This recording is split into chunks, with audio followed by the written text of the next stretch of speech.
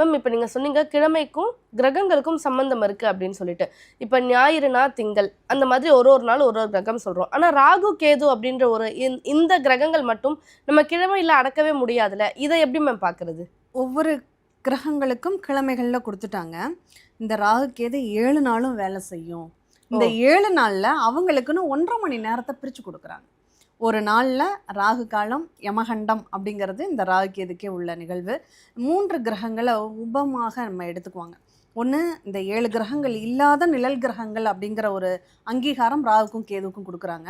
இந்த நிழல் கிரகங்கள் தான் சூட்சுமமாக நம்ம செய்யக்கூடிய சாதக பாதகங்கள கண்காணிச்சுட்டு வரக்கூடிய கண்காணிப்பாளர்கள் அப்படின்னு சொல்லலாம். இன்னும் சொல்லப்போனா அந்த ஒற்று வேலை பார்க்குறவங்க யாரு அப்படின்னா இந்த ராகுவும் கேதுவும் தான் அப்படின்னு சொல்லலாம். அப்ப நம்ம செய்யக்கூடிய செயல்கள் வந்து நல்ல செயலா, கெட்ட செயலா, அதற்கான பிரதிபலன் என்ன அப்படிங்கிறது நமக்கு கணக்கெழுத்த நம்ம தலையெழுத்தை எழுதுற கணக்கு பிள்ளைக்கு உதவக்கூடியவர்கள் இவங்க தான். இவங்க போய் தான் சொல்லுவாங்க இவங்க இதெல்லாம் பண்ணியிருக்காங்க இதெல்லாம் பண்ணியிருக்காங்க அப்படின்னு. அப்ப அதை தான் நிழல் கிரகங்கள் நம்மளை மறைமுகமாக வாட்ச் பண்ணக்கூடியவங்க அப்படின்னு சொல்லலாம். இப்ப இவங்களுடைய நேரங்கள்ல தான் எதிர்பாராத திடீர் நிகழ்வுகள்லாம் நிறைய நடக்கும். இந்த ராகு காலம், யமகண்ட வேலை அப்படிங்கிறது கேதுவுக்குரியது. அதே இது இன்னொரு கிரகத்தையும் ஆட் பண்ணலாம். நம்ம மாந்தி அப்படின்னு சொல்லுவோம் ஒரு கிரகத்துல. அது நிறைய நம்ம தமிழ்நாட்டுல எடுத்துக்கிறது இல்லை. ஆனா கேரளாவில எல்லாம் அதுதான் ரொம்ப முக்கியமாவே எடுத்துக்குவாங்க. இவருக்கான நேரம் தான் அந்த குளிகை நேரம் அப்படின்னு சொல்றது. அந்த நேரத்தை மட்டும் நம்ம பயன்படுத்திக்கிறது உண்டு.